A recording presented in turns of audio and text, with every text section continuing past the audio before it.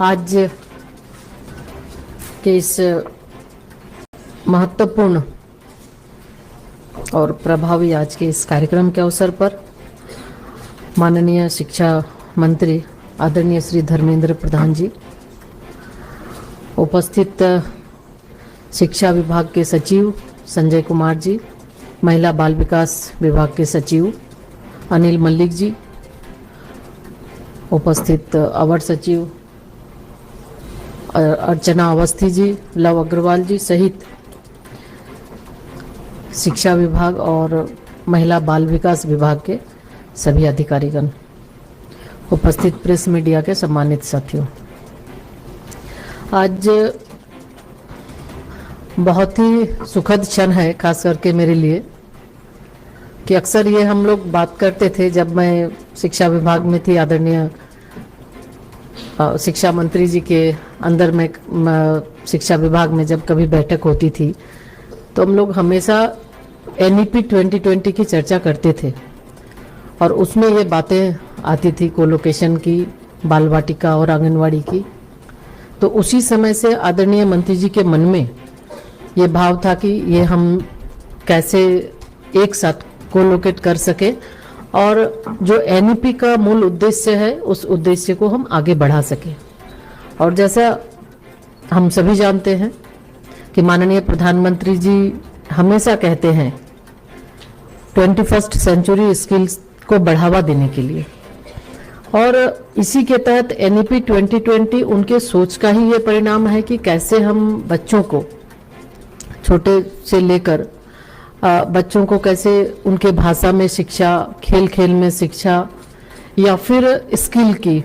शिक्षा हम दे सके। तो इसी के तहत आज का ये लगभग 34 वर्षों के बाद NEP 2020 आया और उसके बाद से आदरणीय प्रधानमंत्री जी की जो सोच है उस सोच को आगे बढ़ाने के लिए शिक्षा मंत्रालय निरंतर प्रयास कर रहा है और अब साथ में महिला बाल विकास मंत्रालय भी जुड़कर आज का जो कोलोकेशन ऑफ आंगनवाड़ी सेंटर्स का आज जो गाइडलाइन आज हमने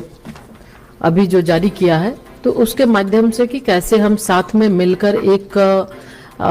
परिसर में पोषण शिक्षा साथ साथ कर सकें। तो इसी को ध्यान में रखते हुए, चूंकि हम सभी जानते हैं कि शिक्षा की मजबूत नींव फाउंडेशनल स्टेज में यानी अर्ली चाइल्डहुड में ही रखी जानी चाहिए। और बहुत से रिसर्च ये साबित भी करते हैं कि बच्चे 6 साल के उम्र तक ही बच्चों का ब्रेन का लगभग 85% ग्रोथ हो जाता है। तो उसको ध्यान में रखते हुए शुरुआती 6 वर्षों में ही हमारी ये सोच है कि NEP 2020 में early childhood care and education पर विशेष बल दिया जाए और इसी उद्देश्य के साथ बच्चों के मानसिक विकास के सबसे महत्वपूर्ण वर्षों में उन्हें सही पोषण और सीखने का वातावरण देना और खेल खेल में शिक्षा को बढ़ावा देना, इसी का यही प्रमुख उद्देश्य है। और जब एक बच्चा विद्यालय में प्रवेश करता है तो वह केवल अक्षर ज्ञान ही नहीं पाता, वह जीवन के मूल्यों, स्वास्थ्य की समझ और सामाजिक चेतना से भी परिचित होता है। अभी कई ऐसे देश जिनका जो सर्वे है उसके आधार पर, जैसे फिनलैंड, स्वीडन, कनाडा, ऑस्ट्रेलिया सहित कई ऐसे देश हैं जिन्होंने ECCU को सार्वजनिक सेवा के रूप में अपनाया गया है। और यूनिसेफ के SDG 4 का भी एक लक्ष्य कि गुणवत्तापूर्ण प्री प्राइमरी एजुकेशन तथा यूनिवर्सल एक्सेस सुनिश्चित करना है। साथियों, इसे हासिल करने के लिए कई देशों ने ECC को प्राथमिकता भी दी और भारत भी अब इस दिशा में एक ठोस कदम उठा रहा है और इसी का ये परिणाम है कि कोलोकेशन ऑफ आंगनवाड़ी सेंटर्स। तो इसके माध्यम से बहुत ही आदरणीय शिक्षा मंत्री जी का काफ़ी इसमें धर्मेंद्र प्रधान जी का गाइडलाइंस जैसे ही इस विभाग में मैं आई, लगातार उनका ये प्रयास हुआ और कई बार उन्होंने ये कहा कि कैसे हम लोग इसको कोलोकेशन कर सकते हैं, कैसे इस पर आगे गाइडलाइन, एक जॉइंट गाइडलाइन बनाने की आवश्यकता है। और उनके मार्गदर्शन में ये काम संभव हो पाया और निश्चित रूप से ये हमें पूरा विश्वास है कि जिस तरह से उनका मार्गदर्शन गाइडेंस मिलता रहा है कि आगे ये जो एक गाइडलाइन हम लोगों ने अभी जारी किया है बहुत ही अच्छे ढंग से ये आगे भी कार्य करता रहेगा। साथियों, इससे भारत भी इस दिशा में अब ठोस कदम बढ़ा रहा है, जिसके लिए हमें एक मजबूत और मल्टी डायमेंशनल इंस्टीट्यूशनल फ्रेमवर्क तैयार करना है, जिसमें स्वतंत्र आंगनवाड़ी विद्यालयों के साथ को-लोकेटेड आंगनवाड़ी और प्री प्राइमरी सेक्शन और इंडिपेंडेंट प्री स्कूल शामिल हो। और इस संकल्प को आगे बढ़ाने का सबसे व्यवहारिक और दूरदर्शी तरीका है कि आंगनवाड़ी और प्राथमिक विद्यालयों का को-लोकेशन करना। आज हमारे पास लगभग 14,02,000 से ज्यादा आंगनवाड़ी केंद्र है और 9,16,000 प्राइमरी स्कूल्स हैं, जिनमें से लगभग 2,90,000 आंगनवाड़ी केंद्र पहले से ही को-लोकेटेड हैं। और यह आंकड़ा हमारी सामूहिक शक्ति को ही नहीं दर्शाता, बल्कि करोड़ों परिवारों की उम्मीद और विश्वास का भी प्रतीक है। और अब इसको गति देने के लिए हमें समान नियम और ऑपरेशनल क्लियरिटी सुनिश्चित करनी होगी। इसलिए आज हम यहाँ आंगनवाड़ी केंद्रों की को लोकेशन के लिए दिशा निर्देश प्रस्तुत किए और ये पहल स्वास्थ्य, शिक्षा और संस्कारों का संगम है। आंगनवाड़ी का आंगन और विद्यालय का प्रांगण मिलकर बच्चों के लिए एक चाइल्ड फ्रेंडली कैंपस बनाते हैं, जहां हर बच्चे को सुरक्षा, ज्ञान और पोषण का समुचित वातावरण प्राप्त होगा। साथियों, इन दिशा निर्देशों ने आज जो दिशा निर्देश हमने जारी किया है, इस दिशा निर्देशों ने मुख्यतः 3 लक्ष्य इसमें रखा है कि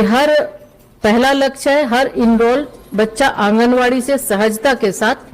स्कूल में यानी कक्षा 1 में प्रवेश पा सके। दूसरा लक्ष्य आंगनवाड़ी और प्राथमिक विद्यालय के बीच में अच्छी कोऑर्डिनेशन हो, जिससे बच्चों को किताबों के साथ साथ जॉयफुल लर्निंग और प्ले बेस्ड एक्टिविटीज से उनका होलिस्टिक डेवलपमेंट हो सके। और तीसरा लक्ष्य प्राथमिक स्तर पर FLN के मजबूत आधार के साथ हर बच्चा बिना रुके उच्चतर कक्षाओं तक पहुंचकर सफलता का नया आकाश छू सके।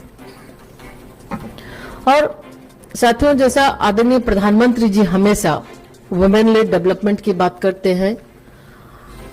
क्योंकि जो विकसित भारत का लक्ष्य माननीय प्रधानमंत्री जी का है, तो ये महिलाओं के नेतृत्व में विकास और महिलाओं की भागीदारी भी, इसमें वर्कफोर्स में महिलाओं की भागीदारी बहुत ही अहम भूमिका निभाती है। तो अभी जैसे हमने अभी एक फिल्म के माध्यम से भी हमने देखा कि जो बहनें जो बता रही हैं, तो उसमें कामकाजी महिलाएं जो SHG से जुड़ी महिलाएं हैं, अपने बच्चों की देखभाल और दैनिक काम के लिए उन्हें कहीं ना कहीं अपने जो काम है उसका सैक्रिफाइस करना पड़ता है, उसको विवश हो जाती हैं काम छोड़ने के लिए कि बच्चों का देखभाल करे या फिर वो काम करने जाए। तो इसी स्थिति को देखते हुए कि उनका आजीविका भी ना छूटे और बेहतर ढंग से वो काम भी कर सके, तो आंगनवाड़ी सेंटर जो कोलोकेटेड है, आंगनवाड़ी सेंटर के साथ साथ कई क्रेजेस भी चल रहे हैं, जिसके माध्यम से कि अब हमारी जो कामकाजी महिलाएं हैं उनके लिए ये सुविधा हो सके और बिना आजीविका छोड़े वो काम कर सके, ताकि देश के अंदर जो एक लक्ष्य है माननीय प्रधानमंत्री जी का, उसमें व्यक्तिगत रूप से उनके विकास में बाधा ना हो और देश की प्रोडक्टिविटी को भी नुकसान ना पहुंचे। तो इसको भी ध्यान में रखा गया है। और अब एक इंटीग्रेटेड हम लोग जो बच्चों को पोषण, शिक्षा और स्वास्थ्य एक ही स्थान पर मिल सके, इसके लिए भी महिलाएं निश्चिंत होकर अपने कार्यस्थल पर पूरे आत्मविश्वास के साथ योगदान दे सके। इस पर महिलाओं को सशक्त बनाने के लिए भी ये एक योजना तैयार की गई है। और साथ ही साथ हम सभी जानते हैं कि बच्चों का पहला शिक्षक माँ ही होती है। और माँ के साथ साथ पहला शिक्षक उनका परिवार भी होता है। तो इसलिए विद्यालयों के साथ आंगनवाड़ी केंद्रों की कोलोकेशन को सफल बनाने के लिए सरकार के साथ साथ हम ये आग्रह करेंगे अभिभावकों को भी, माता पिता को भी, उनका भी सहयोग और समुदाय का सहयोग बहुत ही जरूरी है, बहुत ही अपेक्षित है। और लगातार इस तरह के कार्यक्रम को, जहां समुदाय आधारित कार्यक्रम को जिस तरह हम लोग देखते हैं कि माननीय प्रधानमंत्री जी के द्वारा भी आह्वान किया जाता है और आह्वान एक जन आंदोलन का रूप ले लेता है, तो निश्चित तौर पे आज एक के बाद एक, चाहे शिक्षा की बात करें, स्वास्थ्य की बात करें, स्वच्छता की बात करें, तो निश्चित तौर पर इसको भी समुदाय आधारित समुदायों का इसमें भागीदारी बहुत ही अहम हो जाती है और तभी हम इसको और बेहतर आगे बढ़ा सकते हैं। और साथ ही साथ एक छत के नीचे होने से हमारे बच्चे भी बहुत ही अच्छे ढंग से जब आंगनवाड़ी केंद्र में आएंगे, तो आंगनवाड़ी केंद्र के बाद उन्हें जब विद्यालय जाना होगा तो बिना किसी हिचक वो अच्छे से वो विद्यालय में भी जा सकते हैं और उसी तरह से उनका होलिस्टिक डेवलपमेंट भी होगा। और माननीय प्रधानमंत्री जी के आह्वान को पूरा करते हुए हम बच्चों को खुली उड़ान देने के लिए एक नया मंच भी तैयार करने जा रहे हैं, जिसमें